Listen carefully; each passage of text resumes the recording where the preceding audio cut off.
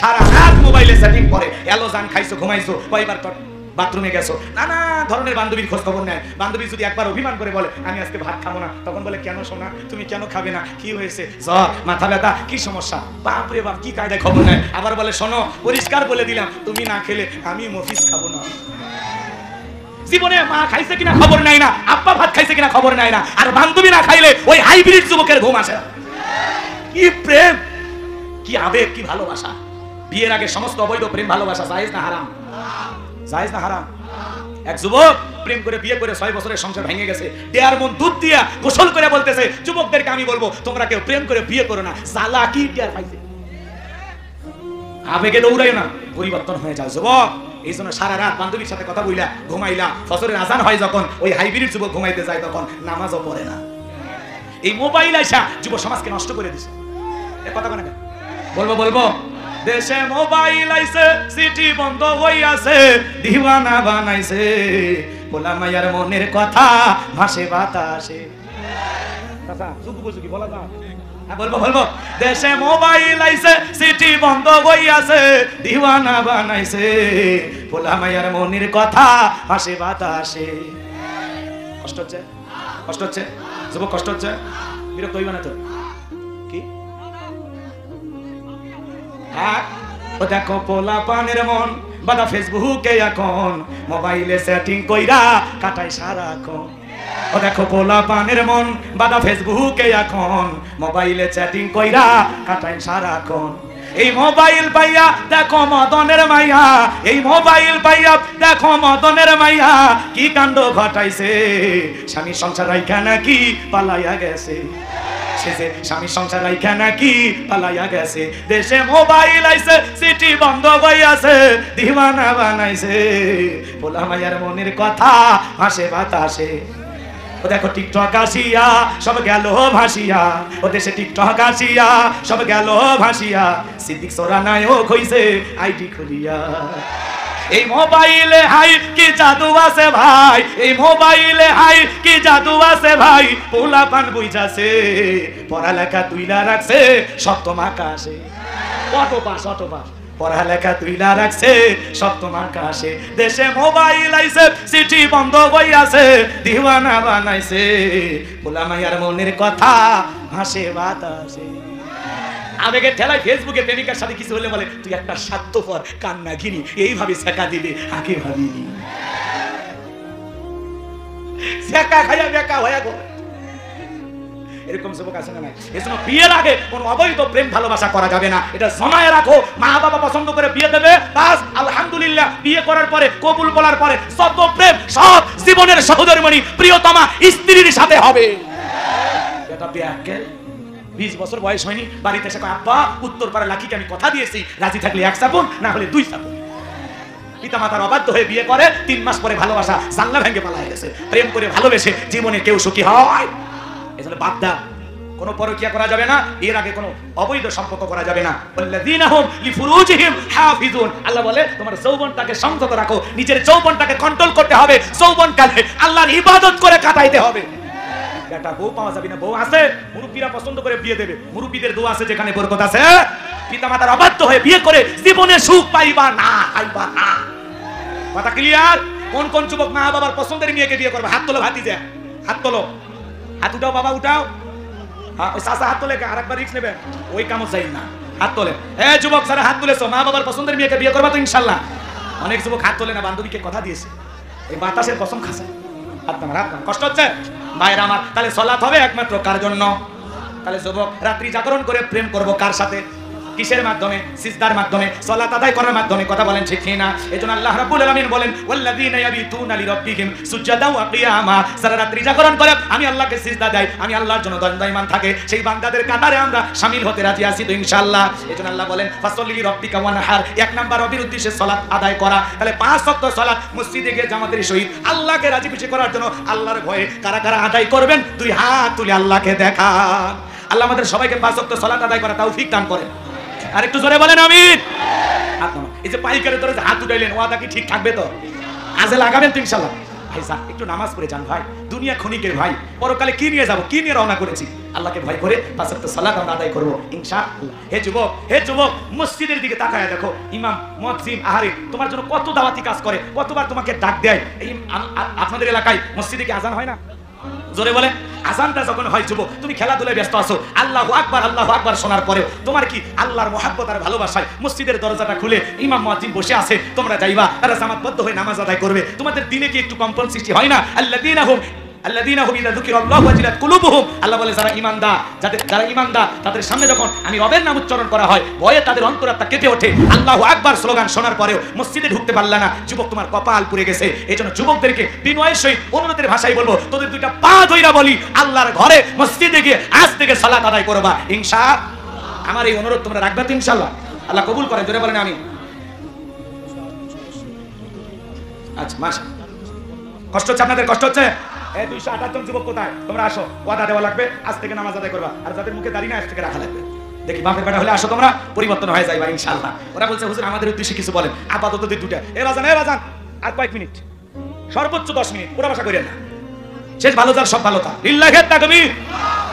বাজান গো আমার, ফাসল্লি লিরাব্বিকা ওয়ানহার, 1 নাম্বার রবির উদ্দেশ্য সালাত আদায় করা, 2 নাম্বার ওয়ানহার মানে কুরবানি করা। কুরবানি করা মানে খালি গরু ছাগল জবাই করা না, নিজের আমিত্বকে কুরবানি করা, অহংকারকে কুরবানি করা, নিজের ভিতরে থাকা পশু সুলভ আচরণকে কুরবানি করা, সময়কে কুরবানি করা, অর্থকে কুরবানি করা, আল্লাহর রাস্তায় জান মাল সব কুরবানি করতে হবে। কথা বলেন ঠিক কি না?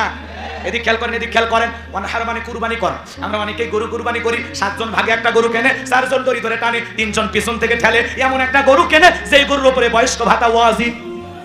শরীরের হাড়গুলো সব জায়গা যায়, কুরবানি স্থান পর্যন্ত হেঁটে যাওয়ারও শক্তি নাই। হুজুর বলে ভাই এরকম দুর্বল গাবি জবাই করলে তো হবে না। তখন বলতেছে হুজুর উপরে হাত দেখা গেলেও ভিতরে গোশত সেট করা আছে না, কোলে করে নিয়ে যা গরু কুরবানি দিচ্ছে, এমন দুর্বল গাবি জবাই করলে হবে? আল্লাহ বলেন তাসরুন নাযিরিন, চমৎকার একটা গাবি জবাই করতে হবে, উষ্টপুষ্ট আকর্ষণীয়, দেখতে সুন্দর। কথা কয় না কেন? এইজন্য যারা কুরবানি দেবেন ভালো করে বোঝার চেষ্টা করবেন। হয়তোবা কুরবানির আলোচনা করতে গেলে অনেক লম্বা হবে বাজান, সংক্ষিপ্ত কথা 2-1 মিনিটে বলে যায়। আপনি যে কুরবানি দেবেন, বলেন তো কুরবানি দেবেন একমাত্র কার জন্য? যারা কুরবানি দেবেন 3টা জিনিস খেয়াল রাখা লাগবে। 1 নাম্বার হলো নিয়ত সহি হওয়া লাগবে, যে আমি কুরবানি দিতেছি একমাত্র আল্লাহকে খুশি করার জন্য। অনেকে নিয়ত করে কুরবানি না দিলে ছেলে মেয়ে গোশতের দিকে তাকায় থাকবে, মানুষের দিকে তাকায় থাকবে, এটা হবে না। প্রয়োজনে কিস্তি তুলে হলেও, সুদের টাকা নিয়ে হলেও কুরবানি দেব হবে। তাও দে আবেগে, এটা একটা আবেগ।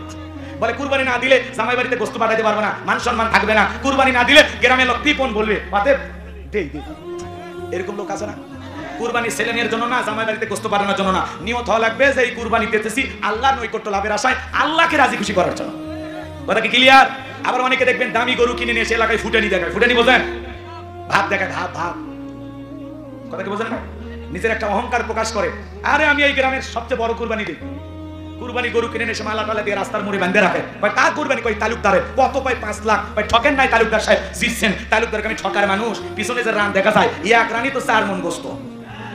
যারা কুরবানির পশু কিনে নিয়ে এসে কোথায় কি পরিমাণে গোশত হবে হিসাব নিকাশ করে, এদের কুরবানি কবুল হবে? জোরে বলেন। ভয় পাচ্ছেন?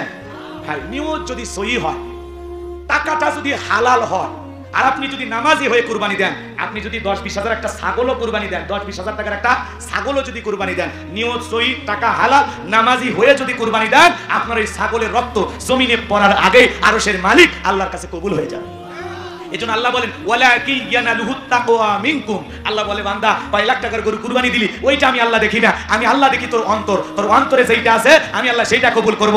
এইজন্য বাজান গো আমার, অন্তরে তাকওয়া দেখে আল্লাহ কুরবানি কবুল করবে। তাহলে আমাদের নিয়ত সহি হওয়ার দরকার আছে না নাই? অনেকে ভাগে কুরবানি দেয়, হাজি মানুষ, বেনামাজি, সুদখোর, ঘুষখোর, হারাম ইনকাম করে, এমন ব্যক্তির সাথে ভাগে কুরবানি দেয়। বলেন তো হাজির কুরবানি হবে? হাজির তখন জিজ্ঞাসা করা হয়, আপনি হাজি মানুষ, বেনামাজি, সুদখোর, ঘুষখোর, নামাজি না, এদের সাথে কেন কুরবানি দিচ্ছেন? আপনি তো ইচ্ছা করলে একা একটা ছাগল দিতে পারতেন। বলে বাড়িতে কেউ ছাগলের গোশত খায় না, এই জন্য একটু গরিতে ভাগ দিচ্ছি। আমি আজ আমার নিয়ত সহি, টাকা হালাল, 2-1 জনের একটু সমস্যা আছে, ওই কিছু না হলে তো গোশত খাওয়া হবে। এই কুরবানিগুলো হবে। কথা কেন? আমি একবার বলেছিলাম যে সুদখোর, ঘুষখোর, বেনামাজি, এদের কুরবানি পশু আমি জবাই করব না। আমি মসজিদে বলেছিলাম, পরে মসজিদ থেকে বের হইয়া বেনামাজি আন্দোলন শুরু করে দিল যে এই হুজুর আমাদের কুরবানির পশু জবাই করবে না। ঠিক আছে, আমরা বেনামাজি একদল হয়ে জবাই করব, হুজুরের কাছ থেকে জবাই করে নিবই না। পরে মসজিদের মধ্যে এত বিশৃঙ্খলা সৃষ্টি হয়ে গেল। পরে সভাপতি আমাকে ফোন দিয়ে কয়, হুজুর আপনি আর আইসেন না। তার মানে কি বেনামাজির পাওয়ার দেখছেন? সুদখোরের পাওয়ার দেখছেন? কথা কয় না, হারাম ইনকাম করে, হারাম কাজ করে, যদি একটু বলতে চান লাগিয়ে যায়, কলি যায়। তবে এখন অবশ্য এরকম হবে না, কিছুটা পরিবর্তন হবে আশা করছি, কারণ এদেশের হক কথা এক সময় বলা যায় না। অধিকাংশ মসজিদ কমিটির সভাপতি, সেক্রেটারি সুদখোর, ঘুষখোর, হারামখোর, কথা বলে না কেন? এগুলো পরিবর্তন করতে হবে। আলেমদেরকে মসজিদের সভাপতি, সেক্রেটারি বানাইতে হবে, যাতে 7 দিন হুজুরের ছুটিতে থাকলেও ওই সভাপতি যেন নামাজ পড়াইতে পারে। এমন লোক সভাপতি বানায় বিসমিল্লাহ সহি করে বলতে পারে না, কথা কয় না কেন? ও সভাপতি ও আসা হুজুরদের ভুল ধরে, মাতবাড়ি করে, এত লম্বা সুরে ধরেন, মোনাজাত কেন করেন, এ হইছে সে হইছে, বিরাট বড় মুফতি, কথা কয় না কেন? তাহলে কুরবানি কার জন্য? নিয়ত কি করা লাগবে? সই, সে গোস্ত খাওয়ার জন্য না। আরে ভাই, সবাই করে তো গোস্ত আপনিই খাবেন, ছেলে মেয়েই খাবে, আত্মীয় স্বজনের বাড়ি দিবেন, গরিব দুঃখীকে দেবেন, প্রতিবেশী যারা কুরবানি দিতে পারেন না তাদেরকে দেবেন। কুরবানি মানে ত্যাগ করা, উৎসর্গ করা, স্যাক্রিফাইস করা, বিলিয়ে দেব, বন্টন করব। যত বেশি স্যাক্রিফাইস করবেন তত বেশি আল্লাহ খুশি হবে। আর আমরা খালি ফিরিজ বুক, ফিরিজ বুক। আরে ভাই, আপনি ধনী, আল্লাহ টাকা দিয়েছে, সামর্থ্য দিয়েছে, চাইলে 10 দিন পর আবার 10 কেজি কিনতে পারবেন। কত গরিবের বাড়িতে 2 টুকরা পৌঁছায় নাই, আর আপনি ধনী ফ্রিজ ভরে বসে আছেন আর বলে পর্যাপ্ত পরিমাণ সময় ফ্রিজে গোস্ত রেখে খাওয়া যায়। কুরবানি মানে কি? বসে, কুরবানি মানে কি? ত্যাগ করা, উৎসর্গ করা, বিলিয়ে দেয়া, মানুষকে বন্টন করতে হবে, এর মধ্যে তৃপ্তি খোঁজা লাগবে, মানুষকে খাওয়াইয়া খুঁজে হওয়া লাগবে, জমাইয়া না। এটা জমাবা তো দিয়ে তুই যা আছে ফ্রিজে রাখো, 2 মাস 1 মাস 6 মাস আগে খাও, সমস্যা কি? কিন্তু প্রতিবেশীর বাড়িতে 1 টুকরা পৌঁছাইলো না আর আপনি ফ্রিজে রাখছেন, আল্লাহ দেখেনি। এই জন্য কুরবানি দাতা যারা আছে একটু মনটা বড় করবেন, বড় করে কুরবানি দেবেন, যে আমি আল্লাহর জন্য দিচ্ছি, আমি যে 2-4 টুকরা খাইতে পারছি আলহামদুলিল্লাহ, কথা কয় না কেন? নিয়ত পরিষ্কার রাখবেন। অনেকে কুরবানি ছেলে মেয়ে আত্মীয় স্বজন দেওয়ার জন্য সেইভাবে জমায় রাখেন, মানে এমন ভাব দেখে মানে আসমান থেকে বিকেলে ফেরেশতা এসে বলবে গোস্ত তোল আমরা নিয়ে যাবো, তা তো করবে না। আপনি খাবেন, আগে খাওয়ার নিয়ত না, উদ্দেশ্য আল্লাহকে খুশি করা, এরপরে দিয়ে যতটুকু থাকে আলহামদুলিল্লাহ, কথা কয় কি? পারবেন তো? কারা কারা হাত তোলেন তো আরেকবার। আল্লাহ আমাদের সবাইকে কুরবানি দেওয়া তৌফিক দান করুন, জোরে বলেন আমিন। আপনার মান বাজান গো আমার। এইবার 3 নাম্বার আয়াত আল্লাহ রাব্বুল আলামিন বলেন ইন্না শানিয়াকা হুয়াল আবতার। আল্লাহু আকবার। আমার আল্লাহ দিকে বলেন নবী, স্যার আপনাকে লেসকারের বংশ বলে গো নবী, আপনি মন খারাপ করবেন না, কষ্ট নেবেন না। ওই আবুল আহাব উতবা সাইবা ওদের বংশে বাদি জানানো কেউ থাকবে না, আমি আল্লাহ ওদেরকে নির্বংশ করে ছাড়বো। নবী গো, আপনার ছেলে সন্তানগুলোকে আমি আল্লাহ শিশুকালে নিয়েছি, আপনি মন খারাপ করবেন না, কষ্ট মনের মধ্যে নেবেন না। আপনাকে মুহাব্বত করার, আপনাকে ভালোবাসার জন্য কোটি কোটি রুহানি সন্তান আমি আল্লাহ জমিনে পাঠাবো। আমরা রাসূলের রুহানি সন্তান, কথা বলে ঠিক কিনা? तमाम পৃথিবীতে 700 কোটির উপরে মানুষ, এর মধ্যে 200 কোটি প্রায় মুসলমান, আমরা সবাই রাসূলের রুহানি সন্তান। এই জন্য রাসূলের মুহাব্বত ভালোবাসায় কলিজায় থাকা লাগবে। নবীজির অপমানে যদি না কাঁদে তোমার মন, মুসলিম নয় তুমি মুনাফিক, নবীজির দুশমন। এই ফ্রান্সের লোকেরা 2021 সালে নবীজির কার্টুন প্রদর্শন করলেন, দেখলেন না? পুরো পৃথিবীর 200 কোটি মুসলমান আন্দোলন করলো, এই ফ্রান্সের জালেমেরা কার্টুন প্রদর্শন বন্ধ করো, নইলে পৃথিবীর মানচিত্র থেকে ফ্রান্সকে আমরা মুছে ফেলবো। আমার রাসূলের কি কোনো ছবি আছে? আমার রাসূলকে দেখতে কার্টুনের মতো, জোরে কর নাউজুবিল্লাহ। মুখে দাড়ি লাগাইয়া নাকটা বেঁকা করে দিয়া দেয়ালে কার্টুন টাকায় বলে ইনি মুহাম্মদ, মুহাম্মদ মানে প্রশংসিত। আজেবাজে যতই কথা বলেন, মুহাম্মদ মানে প্রশংসিত। আপনার আমার প্রিয় নবী এই পৃথিবীর শ্রেষ্ঠ মহামানব, যার চরিত্রের সার্টিফিকেট আল্লাহ দিয়ে বলেন ওয়া ইন্নাকা লাআলা খুলুকিন আযীম। আল্লাহ বলেন নবী গো, আপনি মহান চরিত্রের অধিকারী, আপনি পুত পবিত্র। আযীম আরবিতে এমন একটি শব্দ যার গভীরতা মাপা যায় না, চিৎকার মেরে বলেন আল্লাহু আকবার। সেই নবীকে গালি দেবে যারা, নিঃসন্দেহে অবৈধ যার সন্তান তারা। বিশ্বনবীকে গালি দিয়েছিল ওয়ালিদ বিন মুগিরা, ওয়াকাত্তুবা চাই নবীকে গালি দেয়। নবীর অপমান আল্লাহ সহ্য করতে পারে না, কথা বলা যায়। নবীর অপমানকে আল্লাহ সহ্য করতে পারে, আল্লাহ আয়াত নাযিল করে বলেন উতুল্লিম বাদা যালিকা জানিম। নবী গো, যে ওয়ালিদ বিন মুগিরা আপনাকে গালি দেয়, এ হলো পিতৃ পরিচয়হীন যার সন্তান, এর জন্মে সমস্যা আছে। বুঝছেন না? রাসূলের মহব্বত থাকলে ওটার কোনো সুযোগ নাই। একটু গরম করতেছি, কষ্ট হয় নাকি? জায়গা ওঠে। এই যে ভারতের যেই কুলাঙ্গা আমার নবীকে গালি দিয়েছে, ওই কুলাঙ্গারের ফাঁসি নিশ্চিত করতে হবে। কথা কম না কেন? বিরক্ত হয়েছেন আপনারা? কেউ আমার বাপকে গালি দিলে সহ্য করব, মাকে গালি দিলে সহ্য করব, আমার দলকে গালি দিলে সহ্য করব, কিন্তু বিশ্বনবী হলেন আমাদের কলিজার টুকরা নবী। নবীকে কেউ বাজে ভাষায় গালি দিলে, কুরুচিপূর্ণ মন্তব্য করলে, অকাত্য ভাষায় নবীকে গালি দিলে, প্রয়োজনে ওরে ধইরা ওর বুকের উপরে সইরা সিব্বা টান দিয়ে ছিঁড়ে কুকুরকে খাওয়াবো। রাসূল, বেটা রাসূলের সামনে বেয়াদবি করবা।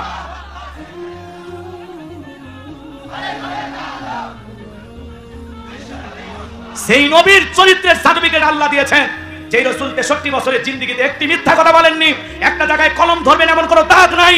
আমানতের খিয়ানত করেন নাই, কাফিরদের আমানত সংরক্ষণ রাখতেন মুহাম্মদ রাসূলুল্লাহ সাল্লাল্লাহু আলাইহি সাল্লাম, মানবতার মুক্তির দূত। কথা বলেন না কেন? আপনার আমার শাফায়াতের কান্ডা মুহাম্মদ রাসূলুল্লাহ সাল্লাল্লাহু আলাইহি সাল্লাম। কেমন নবী, কেমন নবী! কয়টা গুণের কথা বলবো, বলে শেষ করা যাবে না। আল্লাহ সুযোগ দিলে ভবিষ্যতে কথা আসলে আবারও দেখা হবে ইনশাআল্লাহ। আমি যে কথা বলতে চাচ্ছিলাম, ওলীদ বিন মুগীরা আরবের মানুষ, বিশ্বনবী যখন তিলাওয়াত করেছেন উতুল্লিম বাদা যালিকা জানিম, এটা শোনার সাথে সাথে ওলীদ বিন মুগীরা বলতেছে, রাসূল আপনি কি বলেন, আমার জন্মের সমস্যা, আপনি এত বড় কথা আমাকে বললেন, ঠিক আছে আপনি থাকেন, আমি আমার মায়ের কাছে যাব। ছেলেটা বৈধ না অবৈধ জানে কে? ফ্যাক্টরির মালিক। এইবার তার মায়ের নাম ছিল ঝর্ণা। যা বলে, মা করবি না কোনো তালবাহানা, বিশ্বনবী মুহাম্মদ রাসূলুল্লাহ সাল্লাল্লাহু আলাইহি সাল্লাম আমাকে বলেছেন উতুল্লিম বাদা যালিকা জানিম, আমি নাকি পিতৃ পরিচয়হীন সারস সন্তান।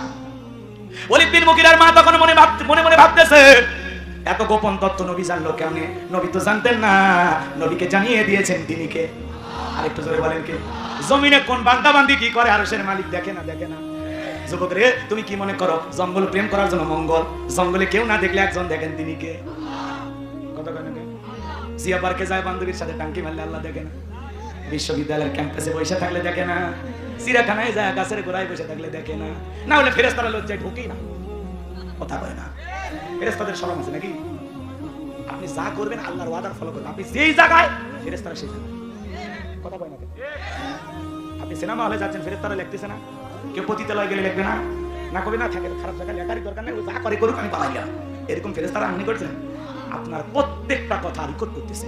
মা ইয়ালফিজু মিন কাউলিন ইল্লা লাদাইহি রাকিবুন আতীদ। বান্দা এমন কোন কর্মকাণ্ড, এমন কোন কাজ করে না যা রেকর্ড করার জন্য আমার ফেরেশতারা নাই। এই যে জায়গায় বসে আছেন, ফেরেশতারা দেখতেছে না? দেখতেছে না? আবার এই জায়গা বাদ দিয়ে যারা জিলেপি পট্টি চুরি পট্টি মহিলা প্যান্ডেলে ইয়েতিমের মতো ঘুরতেছে, আল্লাহ ওদের দেখে না? খারাপ লাগতেছে। ওলীদ বিন মুগীরার মা বলতেছে, বাবা রে বয়স হয়ে গেছে, মিথ্যা কথা বলবো না, আমার একটা কবরে চলে গেছে, যা বলবো আমি সত্য বলবো। দেখে বলে, বাবা রে তোর বাবা ব্যবসা বাণিজ্যের কাছে এতটাই ব্যস্ত থাকতো, তোর বাবার টাকা আছে নে, তোর মায়ের মন বোঝে না, সারাদিন ব্যবসা বাণিজ্যে ব্যস্ত থাকতো, আমাকে সময় দিত না, আমার যৌবনের সোনালী দিনগুলো চলে যায়। বাড়ির আশেপাশে তোর চাচা ঘুরঘুর করতেছে, দেখবেন ভাই যখন বিদেশে থাকে এলাকায় দেবরের আমদানি কমে না বাড়ে, ওরা স্লোগান দেয়, ভাবি ভাইয়া তোমার বর, আমি যে দেবর, ভেবে দেখো ভাবি কার কত দাবি, ভাই গেছে মালয়েশিয়ায়, আমি তো দেশে আছি। আছে না? না কি দুষ্ট মা বোন যারা বসে আছে না, মা দুইটা পুরুষ হইতে দূরত্ব বজায় রাখবেন, সাবধান থাকবেন। এক নাম্বার হলো দেবর, আর দুই নাম্বার হলো দুলা ভাই, এরা হলো মৃত্যু তুল্য বিষাক্ত সাপের চাইতেও ভয়ঙ্কর। কথা কয় না? এই দেশে কত ইতিহাস ঘটতেছে, দেবরের সাথে ভাবি পালায় গেছে, কথা কয় না? দুলা ভাইয়ের সাথে শালি পালায় গেছে, ভাতিজাকে নিয়ে চাচি উধাও, বাকিনাকে নিয়ে মামি নাই। অবশ্য রাজশাহী দিলে জীবনীও হয়নি। কি পরিবর্তন হওয়ার দরকার আছে? যুবক পরিবর্তন হয়ে যাও, তোমাদেরকে পরিবর্তন করতে হবে। আমাদের দেশের একজন ইসলামিক স্কলার, দিনের দায়ী, আমাদের প্রিয় ভাই ডক্টর মিজানুর রহমান আজহারি বাংলাদেশে এসেছেন। আলহামদুলিল্লাহ, আলহামদুলিল্লাহ। তিনি 2-4 দিনের মধ্যে কোথাও না কোথাও করেন তাফসীর মাহফিল শুরু করবেন। আমার বিশ্বাস যেদিন প্রথম মাহফিল, সেই মাহফিলে মনে হয় শ্রোতাদের জায়গা দেওয়া সম্ভব হবে না। এদেশের মানুষ, এদেশের যুবকেরা ডক্টর মিজানুর রহমান আজহারি ভাইকে কলিজা দিয়ে মহব্বত করে, কথা বলে ঠিক কিনা? যারা তার বিরোধিতা করেছিল হেরে গেছে, ওদের হিংসা জিতে গেছে যুবকদের ভালোবাসা। আল্লাহ আকবার। 4.5 বছর ষড়যন্ত্র করে দেশের বাইরে রেখেছিল, যারা ষড়যন্ত্রকারী ওরা পালিয়েছে, আর যাদের বিরুদ্ধে ষড়যন্ত্র করা হয়েছে ওরা এখন বুক খুলে ঘুরতেছে, কথা বলে না? পালাবো না, ওরাই পালায়, আলেমেরা পালায় না। কথা কন, আলেমদের ফাঁসি দিয়ে মারছে, ইসলামী আন্দোলনের কর্মীদের উপরে মামলার উপরে মামলা দিয়া হাজিরা দিতে দিতে পায়ের স্যান্ডেল খয়, তারপরেও তারা পালাই নাই। তারা দেশটাকে লুটপাট করে খেয়েছে, দেশের টাকা বিদেশে পাচার করেছে, 11 লক্ষ কোটি টাকা দুর্নীতি করেছে, ওরাই পালিয়েছে।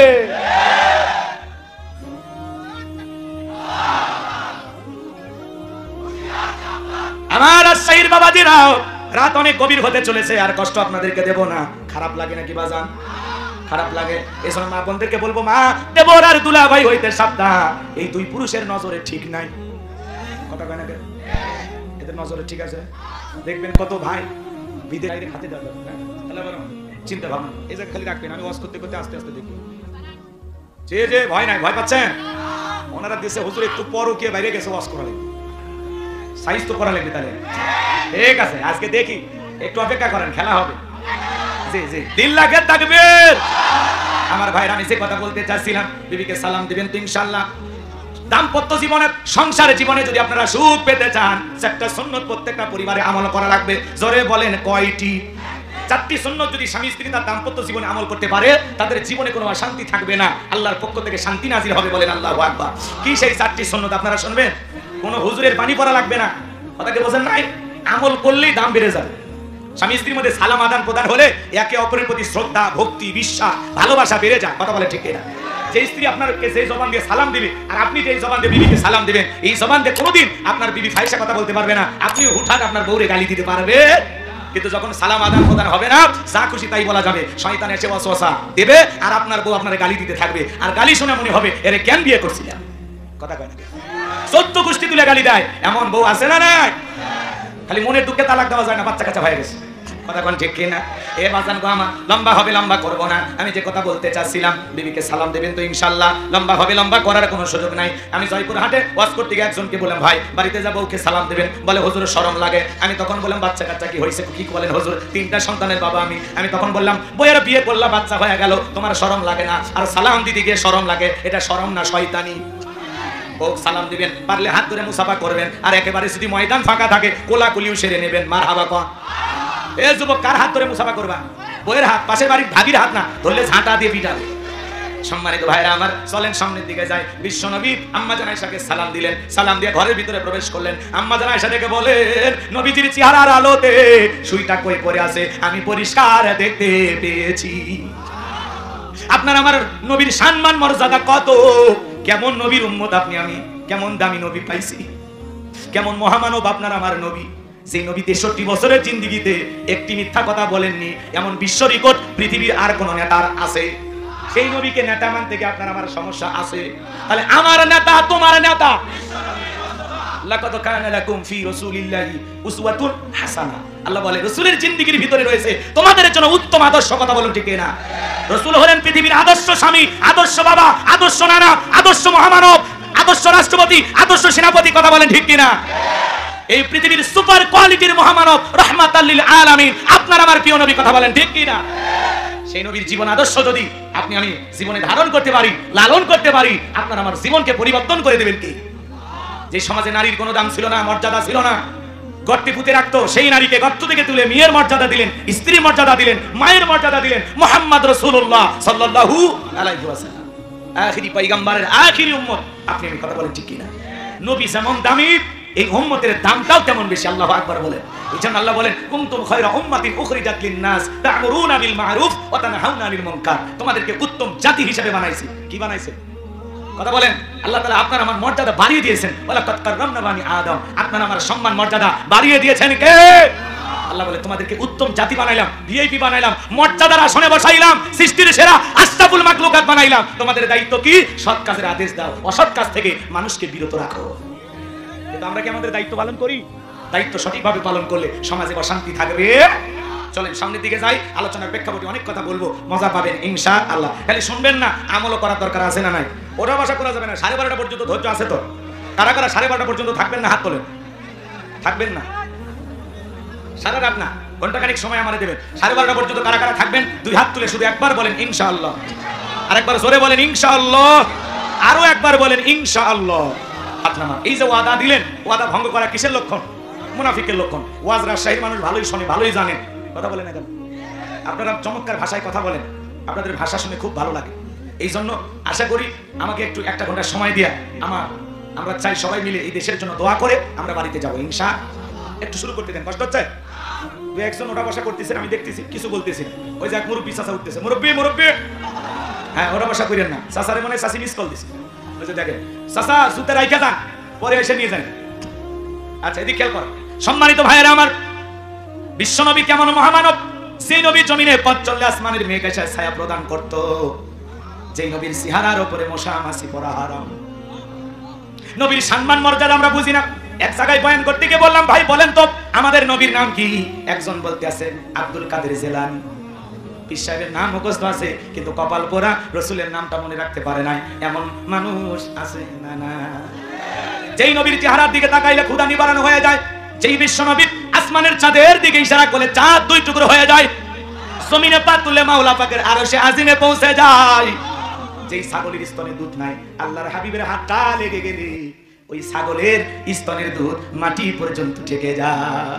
যেই খাবার 2-3 জন মানুষ খেয়ে শেষ হয়ে যাবে, এমন খাবারে আল্লাহ রাসূলের হাত মোবারক লেগে গেলে শত শত মানুষ খাবার খেয়ে যেমন খাবার তেমনি থাকে। বলুন সুবহানাল্লাহ।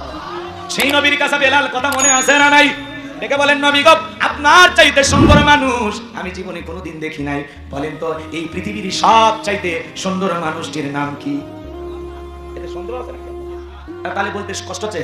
এই পৃথিবীর সবচাইতে সুন্দর মানুষটির নাম মুহাম্মদ রাসূলুল্লাহ সাল্লাল্লাহু আলাইহি ওয়াসাল্লাম। সম্মানিত ভাইরা আমার, হযরত বেলাল থেকে বলেন, নবী আপনি কালিমার দাওয়াত দেন, ইসলামের প্রচার প্রসার করেন। নবী গো, আমাকে কালিমা পড়ে মুসলমান বানায়া দেন। বিশ্ব নবী হযরত বেলালকে কালিমা পড়ায় দিলেন, লা ইলাহা ইল্লাল্লাহু মুহাম্মাদুর রাসূলুল্লাহ সাল্লাল্লাহু আলাইহি ওয়াসাল্লাম। হযরত বেলাল কালিমা পড়ে মুসলমান হয়ে গেল। আমার নবী ডেকে বলে, বেলাল এখন ইসলামের অবস্থা ভালো না, কালিমা পড়ে আপাতত প্রকাশ করা যাবে না। হযরত বেলাল ডেকে বলে, নবী গো, আমার জীবনের কোনো দাম নাই। আমার মনিব উমাইয়া ডেকে বলে, আমি একবার বলেছিলাম উটদুম্বা ছাগল পেশাব পায়খানা করে দেয়, এই ঘরে থাকতে আমার বড় কষ্ট হয়। উমাইয়া ডেকে বলে, বেলাল উটদুম্বা ছাগলের দাম আমার কাছে আছে, কিন্তু তোর মতো কালো হাসি বেলালের দাম আমার কাছে নাই। সরে কর নাউজুবিল্লাহ। ও নবী, আপনি শুধু দোয়া করেন মৃত্যু পর্যন্ত যেন আমি কালেমার পথে টিকে থাকতে পারি। বলেন আল্লাহু আকবার। তার মানে ইসলামের অবস্থা সব সময় ভালো থাকে না। বিশ্বনবী মক্কার জিন্দেগিতে 3 বছর গোপনে দাওয়াত দিয়েছিলেন, একেবারে গোপনে। আজও পৃথিবীর দিকে তাকায় দেখেন তো ইসলামের অবস্থা কি খুব একটা ভালো? কথা বলেন না কেন? তাম পৃথিবীর জালেমেরা ঐক্যবদ্ধ হয়েছে এই পৃথিবীর জমিন থেকে ইসলাম আর মুসলমানকে বিদায় করার জন্য। কথা বলে ঠিক কিনা? এই জন্য এক দেশ মুসলমান মারে আর এক দেশ অস্ত্র শস্ত্র দিয়ে সহযোগিতা করে। ওই জালেমরা সবাই রসুনের মতো, বুঝেন না? সবার করে এক জায়গায়। কথা বুঝেন না? মানে ফিলিস্তিনিতে মুসলমান মারে আর ভারতের দাদা টাকা দেয়, অস্ত্র দেয়। কথা বলে কেন? আমেরিকার জো বাইডেন বলেন আর পৃথিবীর বড় বড় লিডার বলেন, সবগুলো ডবল হারামি। এরা বহুরূপী। এরা বলে না আমরা শান্তির জন্য কিছুদিন যুদ্ধ বিরতি, আবার বলে যুদ্ধ চালিয়ে যাও। ফিলিস্তিনি মুসলমানদের ৭৭ বছর ধরে ওরা নির্যাতন জুলুমের শিকার। এই ইসরায়েলি ইহুদি, এই স্বৈরাচার, এই জালেমেরা যারা আজকে জুলুম করতেছে, জোর করে ফিলিস্তিনি মুসলমানের ভূমি দখল করে আছে। এক সময় এই ইহুদিদের আশ্রয় দেওয়ার জন্য এই জমিনে পৃথিবীর কোন রাষ্ট্র স্বীকার করে নাই যে তোদের জায়গা দেবে। ফিলিস্তিনিরা মন বড় করে ভালোবাসে ওদেরকে একটু জায়গা দিয়েছিল ব্যবসা বাণিজ্য করার জন্য। আজকে তারাই ঘাড়ে চেপে আসে। আর নিজের জন্মভূমি, নিজেদের সম্মান, নিজেদের অস্তিত্ব, নিজেদের মুসলমানিত্ব, নিজেদের ইসলাম টিকে রাখার জন্য ওরা যদি একটু পাল্টা আক্রমণ করে তখন মুসলমান হয়ে যায় জঙ্গি, মুসলমান হয়ে যায় সন্ত্রাস। আর ওরা এত বোমা নিক্ষেপ করে লক্ষ লক্ষ মুসলমান মারতেছে, তখন ওরা বলে আমরা সন্ত্রাস বিদায়ী করতেছি। পৃথিবীবাসীর চোখে ধুলো দিয়ে আজকে প্রতিদিন ওরা মুসলমানের রক্ত নিয়ে খেলা করতেছে। এই জালেমদের একদিন পতন হবে। কথা বলেন ঠিক কিনা? মনে রাখবেন, নমরুদ ফিরাউনের যেমন জায়গা হয় নাই, নেতানিয়াহু সহ যারা মুসলমানের রক্ত নিয়ে খেলা করতেছে, একদিন ওই জালেমেরা পৃথিবীর জমিনে নমরুদ ফিরাউনের মতোই লাঞ্ছিত হবে। মুসলমানের রক্ত নিয়ে খেলা করে পৃথিবীতে।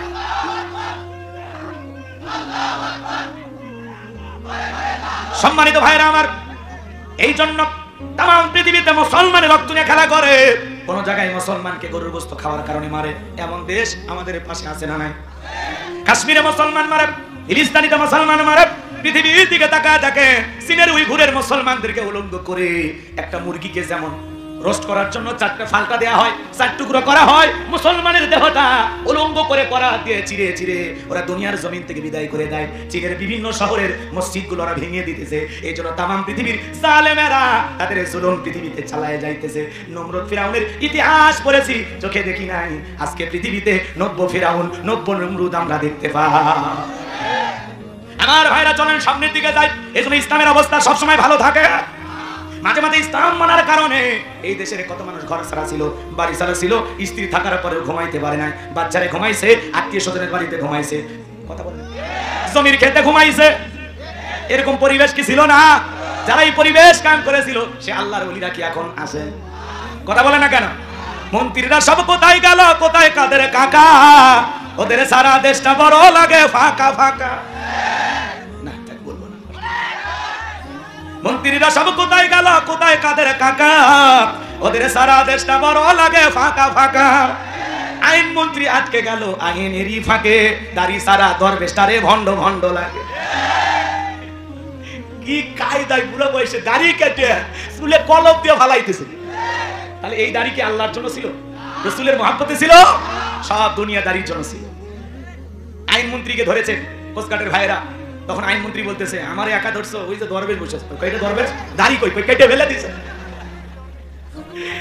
মুসলিম এদিকে করে ইমানদার মুসলমানের পরিচয়, একজন ভাই বিপদে পড়লে আরেকজন ভাই সাহায্য করে। আর এরা কি আমি একাই দিলে যাবো, তোরে নিয়ে যাবো। এই জন্য এরা যে কত বড় মুসলমান এদের দেখে এখন বোঝা যায়। কথা কোন ঠিক না? কোথায় গেল হযরত বালা শামীম ওসমান, কোথায় গেল সংসদে যে মমতাজের গান, এগুলো আছে? কালামানি কাল্লামা সাইদি হুজুরের ফাঁসির রায় দিয়েছিল, জনগণ আর কি আউট করছে এটা সবই জানেন আপনারা। কলার পাতায় ঘুমাইছে, টক শোতে আইসা এক মহিলাকে রাজাকারের বাচ্চা বলতো, কি গরম টক শোতে আইসা বুড়ো বয়সে কলার পাতায় ঘুমায়। এই জন্য ভাইরা আমার, এরা দাড়ি পছন্দ করতো না, সেই মানিকের মুখে এখন দাড়ি। সেই স্বরাষ্ট্রমন্ত্রীর মুখে এখন ভারতে এক পার্কে বসে আছে, তার মুখে কি সুন্দর সাদা দাড়ি, মনে হয় দেওবন্দের কোন মুফতি সাহেব। কথা কি বুঝতে পারছেন? রাগ করতেছেন বদি? বলবো আর বলবো? আরো আছে পরে পরে। লিল্লাহে তাকবীর। বাজান গো আমার, গভীর মনোযোগ দিয়ে কথাগুলো শ্রবণ করে যান। আমি যে কথা বলতে যাচ্ছিলাম, হযরতে বেলাল কালিমা পড়ে ঈমান গ্রহণ করে চলে গেল। বাজান গো আমার, সকালবেলা হয়ে গেছে, সূর্য উদয় হয়ে গেছে, হযরত বেলাল দরজা খোলে না। এইবার উমাইয়ার কাছে অন্যান্য চাকর যারা আছে এরা নালিশ নিয়ে চলে গেল, যা বলে নেতা এখন পর্যন্ত বেলাল দরজা খোলে নাই, উর্তুম্বা ছাগলের পেশাব পায়খানা পরিষ্কার করে নাই, তাই নাকি বলে হ্যাঁ চলো যাই। এইবার দরজায় ডাক দেয়, বেলাল দরজা খোলো। হযরত বেলাল দরজা খোলে না, জোরে করে ধাক্কা মারছে, দরজা খুলে গেছে। এইবার উমাইয়া তাকায় দেখে যেই রাত্রিতে হযরত বেলাল কালেমা পড়ে মুসলমান হয়েছে, ওই রাত্রিতে একটা উর্তুম্বা ছাগলের কাছে কোনো পেশাব পায়খানা নাই। জোরে বলেন মারহাবা। এইবার উমাইয়া ডেকে বলে, চাকরের দল, বেলালের বিরুদ্ধে মিথ্যা অভিযোগ দাও। তোমরা যখন ঘুমাচ্ছিলে বেলাল তখন ময়লা আবর্জনা পরিষ্কার করেছে, তাকায় দেখো না একটা উর্তুম্বা ছাগলের কাছে কোনো পেশাব পায়খানা নাই। এই কথা বলে ওদেরকে তাড়িয়ে দিয়া এক পা দুপা করে বেলালের কাছে চলে গেলেন। হযরতে বেলাল মাথাটা নিচু করে দেয়ালে পিঠটা লাগাইয়া জিহ্বা নাড়ায়া জিকিরি করে কার? এইবার হযরত বেলালের কাছে যায়, হালকা করে ধাক্কা মারছে, যখন জবান দিয়ে কালেমার আওয়াজ বের হয়েছে, তখন উমাইয়া ডেকে বলে, বেলাল তোর জবান দিয়ে কি শুনলাম, তুমি কি কালেমা পড়ে মুসলমান হয়েছো? হযরত বেলাল ডেকে বলে, মুসলমান হয় যারা মিথ্যা কথা বলতে পারে না তারা। অকুলু কাউলান সাদিদা, মুসলমানেরা হবে সত্যবাদী, সব সময় সত্য কথা বলতে হবে। কিন্তু আমাদের সমাজে এমন মানুষ আছে মিথ্যা কথা না বলে পেটের ভাত হজম হয় না। সমাজে এত বড় বড় মিথ্যাবাদী, মিথ্যা বলতে বলতে চেহারাটা বেঁকা হয়ে গেছে, এক পা কবরে ঢুকে গেছে, এত মিথ্যা কথা বলে শয়তান পর্যন্ত বলে আমিও এত খারাপ না। মিথ্যাবাদী। হেলিকপ্টার দিয়ে আমরা পানি দিয়েছিলাম, কথা দিছিল পানি না? জি জি বুঝে না, বলে সব বলবো। ওরে খোলাখুলি একটা আছে, সাহস আছে না? ওদের কিছু দোষর এখনো আছে। আগে আগাছা সাফ হোক, তারপরে আরো বলবো না। এখন তো বোঝেন না, যারা রাষ্ট্র পরিচালনা করতেছেন এদেরকে নিয়ে বিভিন্ন মানুষ কল করতেছে যে এরা কি পারবে, এরা কি হবে না হবে। এই জন্য আমরা বলতেছি যত দ্রুত নির্বাচন দেওয়া যায় ততই ভালো। কথা কন না কেন? কারণ এই 17 জন 20 জন 30 জন দিয়ে তো একটা দেশ চলবে না, লোক লাগবে ভাই। কথা বলে না কেন? বিশেষ করে দেশের প্রশাসনের যে ঢিলেঢালা অবস্থা, সবাই যদি একটু সচেতন হয় আর প্রশাসনের ভাইরা যদি সঠিকভাবে দায়িত্ব পালন করে, তাহলে এনারাও 2-4 বছর রাষ্ট্র পরিচালনা করতে পারবে। কিন্তু এক নাম্বার আইন শৃঙ্খলা বাহিনী আগে। কথা কয় না জি, এটা আসল দরকার, বুঝেননি? ওইটাতে তো টিকে ছিল, তাহলে ওইটাতে টিকে থাকা চাই, এটা বুঝেছি তো আমরা। তাহলে লাখ লাখ পুলিশ নিয়োগ দেন, যত লাগে দেন। কথা কয় না, দরকার আছে, দরকার আছে। পুলিশ কি? পুলিশ জনতার বন্ধু। পুলিশ ভাইরা আমার রাত জায়গায় জায়গায় ডিউটি করে, আপনি তো ঘুমান, আর পুলিশ ভাইরা রাস্তাঘাটে ডিউটি করে। আমরা দেখি তো বহু প্রশাসনের ভাইদের সাথে আমাদের দেখা হয় রাস্তাঘাটে। এই জন্য পুলিশ ভাইরা যদি একটু মনে করেন সচেতন ভূমিকা পালন করে, তাদেরকে আমরা যদি সঠিকভাবে কাজে লাগাইতে পারি, কিন্তু প্রশাসনের ভাইদেরকে কখনো আর দানবের মতো ব্যবহার করা যাবে। তাদেরকে আমরা ভালো মানুষ হিসেবে দেখতে চাই, এই জনতা দেখতে চাই। কথা বলে ঠিক কিনা? আর পুলিশ ভাইরা আসলেই ভালো। কি করবেন, ওপরের চাপ, বিভিন্ন কিছু কারণে 2-4 জন এগুলো করেছে, তবে অনেকে গা বাজিয়ে চলার চেষ্টা করেছে। আজকে বিজিবির একজন প্রধান সে বক্তব্য দিয়েছে যে আমাদেরকে বলার পরে আমরা কৌশল করে চলেছিলাম। মারাবা এরা ছিল। কথা কয় না? সেনাবাহিনীর ভাইরা আমাদের এই আন্দোলনে যথেষ্ট ভূমিকা পালন করেছে, এই জন্য আপনারা এত বড় বিজয় পেয়েছেন। কথা বলে ঠিক কিনা? সকলের দায়িত্ব পালন করেছে। অনেক পুলিশ ভাইরা লাইভ এসে কান্না করেছে, অনেক পুলিশ ভাইরা হাত ধরে আমাদের হাত ধরে কান্নাকাটি করেছেন। হুজুর কি করবেন, আমরা নিরুপায় ছিলাম। কথা কি বুঝতে পারছেন? এই জন্য তাদের উপরে আমাদের কোনো রাগ ক্ষোভ অভিমান রাখার কোনো সুযোগ তাদেরকে ভালোবেসে বুকে টেনে আবার সঠিকভাবে দায়িত্ব বুঝে দিতে হবে, কথা বলে ঠিক কিনা? হ্যাঁ, সম্মানিত ভাইয়েরা আমার, চলেন সামনের দিকে যান। যে কথা বলতে চাচ্ছিলাম, মুসলমানেরা কখনো মিথ্যাবাদী হতে পারে? জোরে বলেন পারে? হযরত বেলাল ডেকে বলেন, গতকাল রাত্রিতে বিশ্ব নবীর হাতে হাত রেখে আমি কালেমা পড়ে মুসলমান হয়েছি। উমাইয়া ডেকে বলে, বেলাল এখনো সময় আছে, বাপ দাদা ধর্মে ফিরে আসো, ইসলাম ধর্ম ত্যাগ করো, প্রয়োজন যদি হয় উট্টুম বা ছাগলের মালিক বানায় দেবো, থাকার জন্য ভালো করে ব্যবস্থা করে দেবো। হযরত বেলাল ডেকে বলে, উমাইয়া দুনিয়ার কোনো সম্পদের বিনিময়ে বেলাল তার ঈমান বিক্রি করবে না। এইবার উমাইয়া ডেকে বলে, বেলাল আমার কথা না শুনলে বড় নেতা আবু জেহেলকে খবর দেব। হযরত বেলাল ডেকে বলে, কোন বড় নেতা ছোট নেতা এখন কাউকে আর গোনার টাইম নাই, আমি দুনিয়ার আবু জেহেলকে ভয় করি না, আমি ভয় করি আমার আল্লাহকে। এইবার দৌড়ে চলে গেল আবু জেহেলের বাড়িতে, যা বলে নেতা সর্বনাশ হয়ে গেছে, আমার বাড়ির কৃতদাস বেলাল কালেমা পড়ে মুসলমান হয়েছে। তাই নাকি? বলে, হ্যাঁ ঠিক আছে তুমি যাও, বাকিটা আমি দেখতেছি। আবু জেহেলের একটা বিশেষ বাহিনী ছিল যাদের কাজই হলো মুসলমানদের উপর নির্যাতন ও জুলুমের স্টিম রোলার চালানো। আজও পৃথিবীতে জালেমদের বিশেষ বাহিনী আছে যাদের কাজই হলো দাড়িওয়ালা টুপিওয়ালা আলেম ওলামাদের উপর, ইসলামপন্থী মুসলমানদের উপর নির্যাতন ও জুলুম চালানো। ভালো করে বোঝার চেষ্টা করবেন। আবু জেহেল তার বিশাল বাহিনী নিয়ে উমাইয়ার বাড়িতে হাজির হইয়া ডেকে বলে, বেলাল এই দিকে আয়, এসব কি শুনতেছি রে বেলাল, তুমি নাকি কালেমা পড়ে মুসলমান হয়েছো? হযরত বেলাল ডেকে বলে, হ্যাঁ যা শুনেছেন সত্যি। এইবার আবু জেহেল ডেকে বলে, বেলাল আমি তোরে পার্সোনাল ভাবে মহব্বত করি, তোমার উপর অনেক ভালোবাসা আমার। বেলাল রে, উট্টুম বা ছাগলের মালিক যদি হতে চাও বানায় দেব, ব্যবসা বাণিজ্য যদি করতে চাও দিরহাম টাকা পয়সা যা লাগে ব্যবসা করার জন্য পুঁজি দিয়ে দেব। বেলাল তুমি যদি চাও ভালো ঘর বাড়ির ব্যবস্থা করে দেব, তুমি যদি চাও জায়গা সম্পদ তোমারে দিয়ে দেব।